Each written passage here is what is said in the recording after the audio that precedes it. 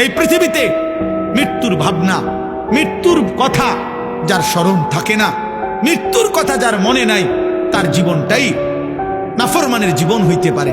কোন ইমানদার অথবা কোন বিবেকবান যে চোখের সামনে মৃত্যু দেখছে, সে অহংকার করে কেমনে? যে চোখের সামনে অনিশ্চিত মৃত্যু দেখে, সে দুনিয়া নিয়া এত পাগল পারা হয় কেন? আল্লাহ বলেন, আমার সামনে মাথা নুয়ে থাকবে আর বলবে, আল্লাহ আমি সব দেখছি, জাহান্নামের আযাব দেখছি, আমার দুনিয়ায় ফেরত দেন।